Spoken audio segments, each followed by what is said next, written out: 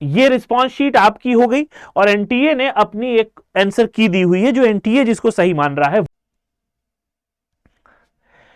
Hello everyone, मैं हूं मसरूर अख्तर और इस वीडियो में मैं बताऊंगा कि किस तरीके से हम अपने रिस्पॉन्स शीट को टैली करते हैं जो एनटीए ने आंसर की दी हुई है उससे, और किस तरीके से हम फर्दर प्रोसेस करके क्लेम कर सकते हैं या फिर चैलेंज कर सकते हैं क्वेश्चन को। अभी तक आपने अपने सारे आंसर की डाउनलोड कर ली होगी, जो आपकी रिस्पांस की है आपने उसको भी डाउनलोड कर लिया होगा।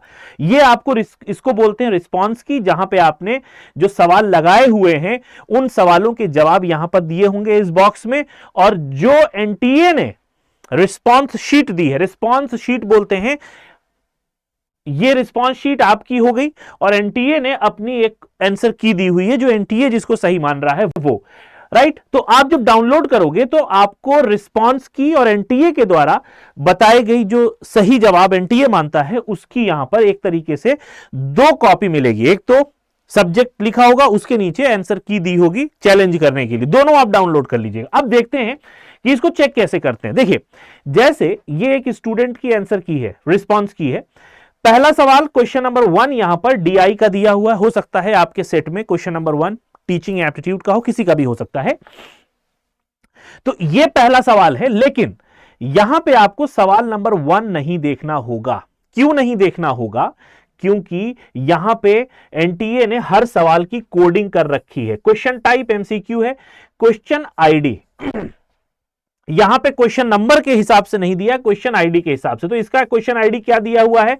6119872316। यानी आप जब इसमें ढूंढोगे, यानी यहां पे जब आप इसका सही जवाब ढूंढोगे तो आपको ढूंढना किससे है? इससे ढूंढना है, ना कि question number 1, question number 2, question number 3 से। अब देखिए ये कितना है? 6119872316।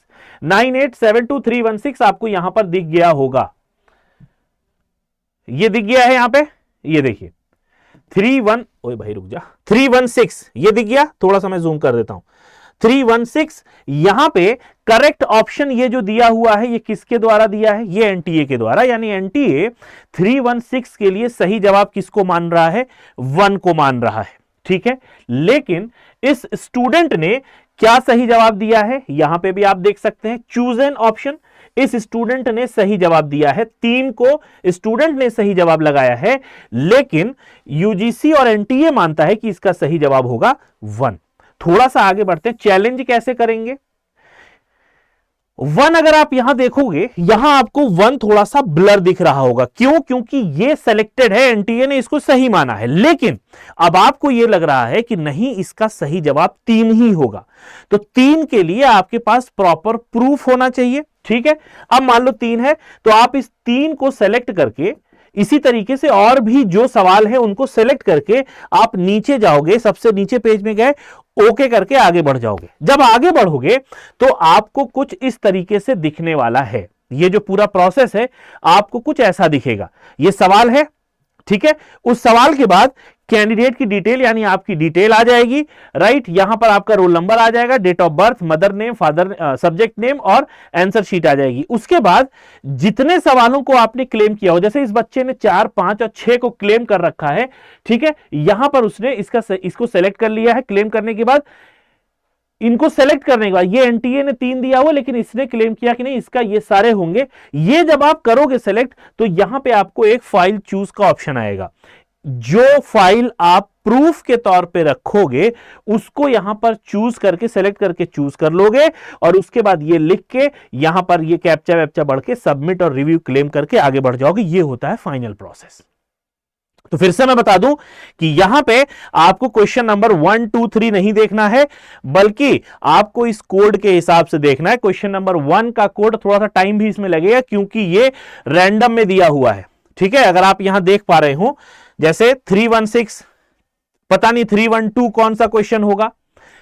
अब इसी से थोड़ा सा अगर हम आगे बढ़ते हैं, 316 ये है तो अगला कौन सा होगा भाई? अगला वाला जवाब देखें, अगला वाला क्वेश्चन 312, ठीक है। तो दूसरा क्वेश्चन पहले, सबसे पहले दिया हुआ है। क्वेश्चन नंबर 2 सबसे पहले कोडिंग करके यहां दे दी गई है, फाइन। अब जैसे क्वेश्चन नंबर 2 का सही जवाब एनटीए ने माना है 4, लेकिन यहां पे स्टूडेंट ने क्या मान रखा है? स्टूडेंट ने इसको माना है 3, ठीक है, तो क्लेम करने के लिए आपको यही करना होगा, जो आपको सही लगता है, मान लीजिए आपको 3 सही लग रहा है, 3 इस पर सेलेक्ट करके नीचे जाके सारे एक साथ जहां जहां क्लेम है उसको सेलेक्ट करके एक साथ फिर आप आगे बढ़ जाएंगे।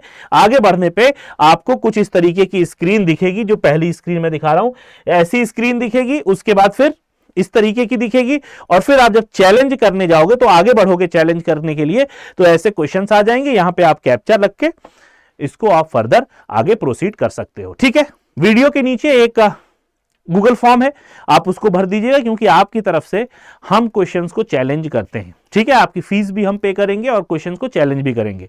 अब यहां पर एक बड़ी सवाल ये उठती है कि सर सही जवाब मिलेंगे कहां? तो सही जवाब के लिए आपके पास समय है आज से 17 तारीख तक, 17 तारीख तक रात 11:50 तक डाउनलोड करके सारे सवालों को आज रात बैठ के सही गलत चेक कर लीजिए कि कौन सा सही है कौन सा गलत है। ठीक है, आपने जो लगाया है सही, क्या वो सही एनटीए मान रहा है, क्या वो सच में सही है? उसको आप कहीं रेफरेंस बुक से या किसी वैलिड सोर्स से, रिलायबल सोर्स से आप उसको चेक कर लीजिए।